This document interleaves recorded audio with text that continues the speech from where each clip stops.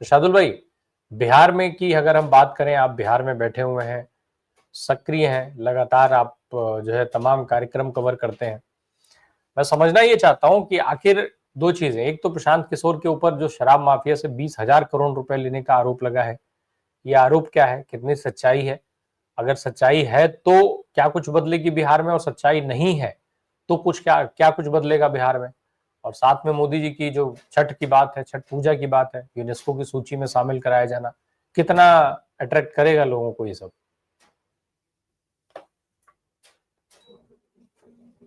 Unmute कर लीजिएगा शार्दुल भाई, अनम्यूट करिएगा। तो आरोप लगाया गया, आवाज जा रही है? जी जी, फर्स्ट क्लास। हाँ। जो आरोप लगाए गए हैं उसके लिए कोई प्रमाण हमारे पास तो नहीं है, लेकिन दो तीन बातें मैं आपको स्पष्ट बताना चाहता हूँ। आज की तारीख में जो तीन पार्टियां हैं, सबसे बड़ी बड़ी पार्टियां बिहार में जो राजनीतिक कार्यक्रमों पे खर्च करती हैं, राष्ट्रीय जनता दल यूनाइटेड और भारतीय जनता पार्टी। ये पूरी दुनिया जानती है कि भारतीय जनता पार्टी के पास अथाह समंदर है पैसों का, और वो बड़े पैमाने पे खर्च करती है कार्यक्रमों पे। लेकिन बिहार में पिछले 1.5 से 2 सालों में प्रशांत किशोर ने पार्टी के कार्यक्रमों में जिस तरह से पैसे को पानी की तरह बहाया है, इसकी नजीर पिछले 2 साल में नहीं मिलती है। हो सकता है कि चुनाव में भारतीय जनता पार्टी की जिस तरह की तैयारी है, जिस बड़े पैमाने पे वो तैयारी कर रही है, तो अब वो खर्च करे। लेकिन आज की तारीख तक प्रशांत किशोर ने जिस बड़े पैमाने पे पैसे को पानी की तरह बहाया है, तो यह सवाल समानांतर रूप से लोगों के जहन में रहता है और एक दूसरे से पूछते हैं कि ये बंदा इतना पैसा लाता कहां से। पहला तो यह है। दूसरा यह है कि प्रशांत किशोर पहला व्यक्ति है बिहार की राजनीति में जो सीना ठोक के कहता है कि जिस दिन सरकार हमारी बनेगी उसके 1 हफ्ते के अंदर हम शराबबंदी के कानून को खत्म कर देंगे। कई पार्टियां हैं, भारतीय जनता पार्टी भी इस तरह की सोच रखती है, लेकिन उसको कभी साहस नहीं हुआ कि वो ये कह सके कि हम शराबबंदी कानून को खत्म करेंगे। राष्ट्रीय जनता दल के नेता भी इसकी तरफ इशारों इशारों में ही बात करते हैं, उनके पास इतना साहस नहीं होता कि वो ये कहें कि हम शराबबंदी के कानून को खत्म करेंगे। लेकिन प्रशांत किशोर पहले व्यक्ति हैं जो सीना ठोक के कहते हैं कि हम इसको खत्म करेंगे, और इसके नफा और नुकसान को गिनाते हैं कि कैसे इससे आर्थिक क्षति होती है। दूसरा यह है कि प्रशांत किशोर के ऊपर जो आरोप लगे हैं 2,000 करोड़ का, ये हमको लगता है कि ये आरोप गलत भी नहीं हो सकते हैं कि ये बात सही होगी, क्योंकि बिहार में एक समानांतर इकोनॉमी डेवलप हो चुकी है।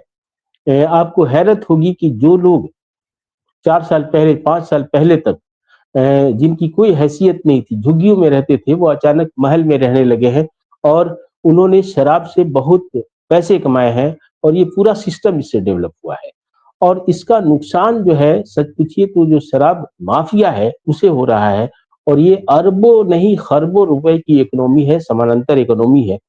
तो जो ये सीना ठोक के कह रहा है कि हम बंद करेंगे और शराब को वैध करेंगे, तो निश्चित तौर पे एक लॉबी है जो इस तरह के दबाव बनाती है, और उस दबाव सहजता से अगर किसी ने स्वीकार किया है तो वो प्रशांत किशोर है।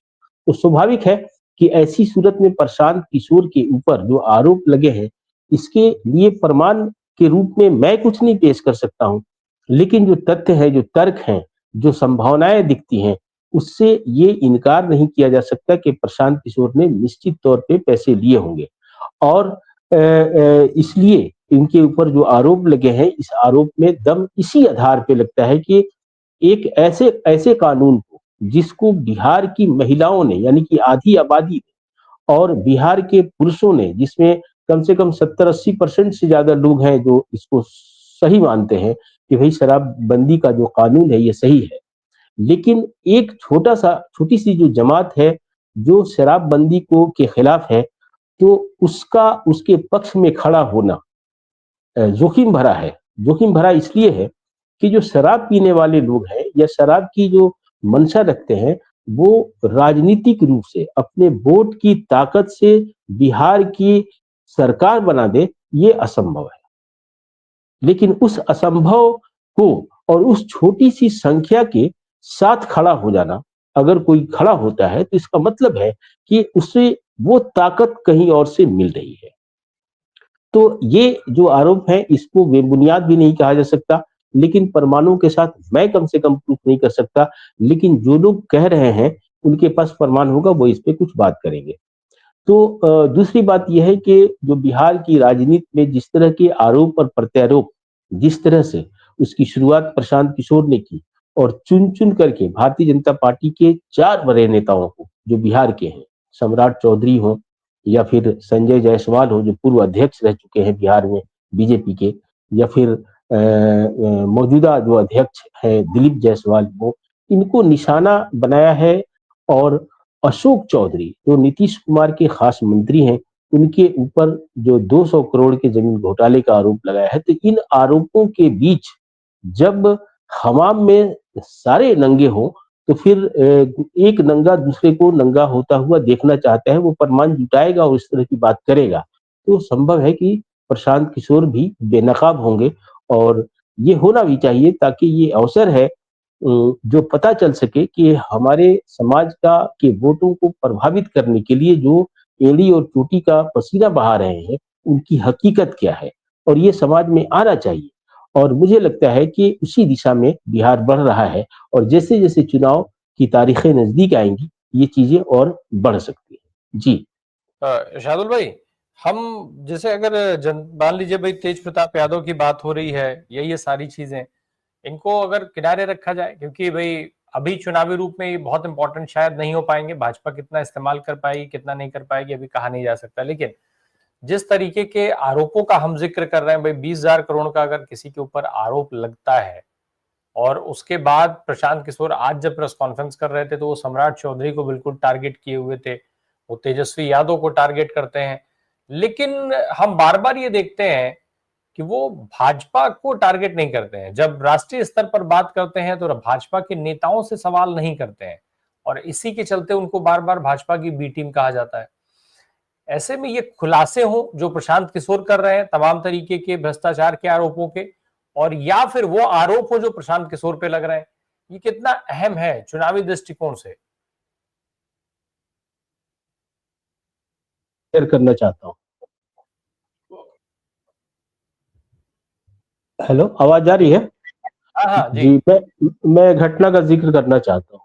आज से 20-25 दिन पहले प्रशांत किशोर ने एक प्रेस कॉन्फ्रेंस रखी थी और उसमें खास तौर पे जो उर्दू पत्रकारिता से जुड़े हुए लोग हैं, उनको ही आमंत्रित किया गया था। और उर्दू पत्रकारिता का मतलब है कि मुस्लिम पत्रकारों। और मैं आज तक प्रेस कॉन्फ्रेंस में प्रशांत किशोर के किसी प्रेस कॉन्फ्रेंस में मैं नहीं गया था, लेकिन मुझसे लोगों ने कई बार आग्रह किया कि आपको आना है, तो मैं चला गया था। तो उसपे कई तरह के सवाल उठे। एक सवाल एक पत्रकार ने उठाया, बहुत ही दमदार सवाल, वो यही जो आप कह रहे हैं कि प्रशांत किशोर भारतीय जनता पार्टी पे, यानी कि नरेंद्र मोदी पे और अमित शाह पे पे कोई हमला नहीं करते, उनकी आलोचना नहीं करते। तो उसने उस पत्रकार ने यही पूछा कि देश के प्रधानमंत्री के प्रति आप काफ़ी सॉफ्ट रहते हैं। उनकी किसी नीति की आप आलोचना नहीं करते, कोई टिप्पणी नहीं करते हैं। जबकि भारतीय राजनीति में जिस तरह से हेट स्पीच की जो अगर लिस्ट बनेगी, उसमें नरेंद्र मोदी भारतीय जनता पार्टी के अंदर ही टॉप 2-3 लीडरों में है। तो उनकी आलोचना आप क्यों नहीं करते?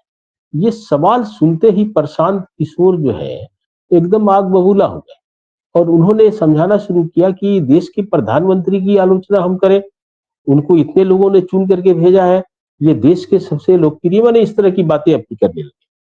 मुझे हंसी आने लगी कि यह व्यक्ति जो इसका जो सबसे कमजोर नस है, उस नस को पकड़ लिया गया है आज। और आपको हैरत होगी कि वो प्रेस कॉन्फ्रेंस बुरी तरह से विफल हो गई और हंगामे में उसका परिवर्तित हो गई वो प्रेस कॉन्फ्रेंस। बाद में लोगों ने बीच बचाव किया और फिर वो चीजें सामने आई। दूसरा सब मैं बिंदु इसमें उठाना चाहता हूँ कि शतरंज के खेल में जो बाजी जीतती जाती है, उसमें राजा और वजीर इस बात को सुनिश्चित करता है कि हमारे प्यादे मारे जाए तो मारे जाए, लेकिन हमें जीत हमारी होनी चाहिए, बाजी हमारी होनी चाहिए। पिछले 2-3 हफ्ते से प्रशांत किशोर भारतीय जनता पार्टी के 4 नेताओं को, जिसका जिक्र मैंने आपको पहले भी किया, उनको टारगेट किया। दिलीप जायसवाल को कहा कि ये मेडिकल कॉलेज का चोर है, आपको ये जो है डिग्री चोर है और नाम बदलने में माहिर है सम्राट चौधरी। दिलीप जायसवाल के बारे में कहा गया, संजय जायसवाल के बारे में कहा गया कि ये आदमी पेट्रोल चोर है, और बड़ी ही साक्ष्यों के साथ, तर्कों के साथ और तथ्यों के साथ ये हमला करते हैं। दरअसल प्रशांत किशोर का ये हमला भारतीय जनता पार्टी के उन प्यादों पे हमला है जो भारतीय जनता पार्टी के वजीर और बादशाह को शतरंज के खेल में उसके बाजी उसके पक्ष में करना चाहता है। प्रशांत किशोर अभी भी, एक सज्जन ने इसी बैठक में कहा था कि भारतीय जनता पार्टी के लिए वो काम कर रहे हैं। निश्चित तौर पे प्रशांत किशोर भारतीय जनता पार्टी के लिए काम कर रहे हैं और छाती ठोक के कर रहे हैं। अब इसकी एक मिसाल आप देखिए। आपको याद होगा कि 2024 के लोकसभा चुनाव के पहले भारतीय जनता पार्टी ने सबसे बड़े विपक्षी दल कांग्रेस के खातों को सीज करवा दिया था। उसके पैसे निकालने तक की नौबत नहीं आई थी। वो इस स्थिति में नहीं थे कि चुनाव लड़ने के लिए पैसों का इंतजाम कर पाए। लेकिन जब प्रशांत किशोर की बात आती है तो प्रशांत किशोर कहते हैं अशोक चौधरी को ये और सम्राट चौधरी को कि इनका 7 जन्म ये बीत जाएगा, लेकिन ये हमको जेल नहीं भेजवा सकते। इतना बड़ा साहस और इतना बड़ा आत्मविश्वास इस व्यक्ति में कहां से आता है, जबकि जब से प्रशांत किशोर ने बिहार की राजनीति शुरू की है, करोड़ों करोड़ रुपए पानी की तरह बहाया है। और लोग सवाल करते हैं, लेकिन उस व्यक्ति को थोड़ा भी डर नहीं है कि उसके पैसे कहां से आए, उसके स्रोत क्या है, इसका खुलासा वो कर सके। तो भारतीय जनता पार्टी के लिए एक प्रयोग है और उसका लक्ष्य है कि 2 समुदाय, जो वोटर समूह है, उनको अगर खिसका दिया गया, जिसमें ईबीसी के जो वोटर हैं, जिनकी आबादी बिहार में 36% के आसपास है, और ये लगभग 50-50 जो है बढ़ती है बीजेपी में और एनडीए में और महागठबंधन।